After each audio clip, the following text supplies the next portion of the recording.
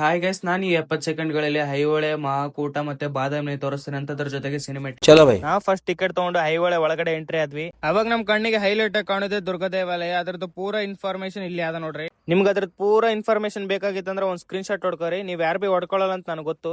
ಸುಳ್ಳು ಹೇಳಿದ್ರೆ ಹೇಳ್ತೇನೆ ಮಕ್ಕುಗಿರಿ ಸಾರ್. ಇಲ್ಲಿಗೆ ನಾರ್ತ್ ಇಂಡಿಯನ್ಸ್ ಮತ್ತೆ ಫಾರಿನರ್ಸ್ ಎಲ್ಲ ವಿಸಿಟ್ ಮಾಡ್ತಾರಲ್ಲ, ಅದಕ್ಕೆ ಅವ್ರಿಗೆಲ್ಲ ಅರ್ಥ ಆಗ್ಲಿ ಅಂತ ಹಿಂದಿ ಮತ್ತೆ ಇಂಗ್ಲಿಷ್ ದಾಗ ಹಾಕ್ಯಾರ. ಆಮೇಲೆ ನಾವೆಲ್ಲ ಮ್ಯೂಸಿಯಂ ಒಳಗಡೆ ಬಂದ್ವಿ. ಆಗಿನ ಕಾಲದಲ್ಲಿ ಕೆತ್ತನೆಗೆ ಬಳಸಿರೋ ಆಯುಧಗಳನ್ನ ನೋಡಿ ಶಾಕ್ ಆಗ್ಬಿಟ್ವಿ. ನೆಕ್ಸ್ಟ್ ನಾವ್ ಅಲ್ಲಿಂದ ಮಹಾಕೂಟಕ್ಕೆ ಬಂದ್ವಿ. ಇದು ಭಾರತದ ದಕ್ಷಿಣ ಕಾಶಿ ಎಂದೇ ಪ್ರಸಿದ್ಧವಾಗಿದೆ. ನಾವೆಲ್ಲ ಇಲ್ಲಿಗೆ 2ನೇ ಸಾರಿ ಬರ್ತಾ ಇರೋದು. ನಾವು ಲಾಸ್ಟ್ ಟೈಮ್ ಬಂದಾಗ ಸ್ವಿಮ್ಮಿಂಗ್ ಮಾಡಿದ್ವಿ. ಈ ಸಾರಿ ಕಾರಣಾಂತರಗಳಿಂದ ಮಾಡಕ್ ಆಗ್ಲಿಲ್ಲ. ಮುಂದೆ ನಾವು ಮಹಾಕೂಟದಿಂದ ಬರೋಬ್ಬರಿ 14 ಕಿಲೋಮೀಟರ್ ಟ್ರಾವೆಲ್ ಮಾಡಿ ಬಾದಾಮಿ ರೀಚ್ ಆದ್ವಿ. ಇಲ್ಲಿ ಕೂಡ ಅಷ್ಟೇ, ನಾವು ಟಿಕೆಟ್ ತಗೊಂಡು ಒಳಗಡೆ ಎಂಟ್ರಿ ಆದ್ವಿ. ಇಲ್ಲಿನ ಬಾದಾಮಿ ಚಾಲುಕ್ಯರ ವಾಸ್ತುಶಿಲ್ಪನ ನೋಡಿದ್ರೆ ನೀವು ಕಳೆದೇ ಹೋಗ್ತೀರಾ ಗೈಸ್. ನಾ ಇವಾಗ 3 ಪ್ಲೇಸಸ್ ನ ತೋರಿಸಿದೆ ಅಲ್ವಾ, ಅವೆಲ್ಲ ಬಾಗಲಕೋಟೆ ಜಿಲ್ಲೆಯಲ್ಲಿ ಬರ್ತಾವ. ನಾವು ಪಟ್ಟದಕಲ್ ನೋಡ್ಬೇಕಾಗಿತ್ತು, ಅದು ಆಗ್ಲಿಲ್ಲ, ಮಿಸ್ ಮಾಡಿದ್ವಿ.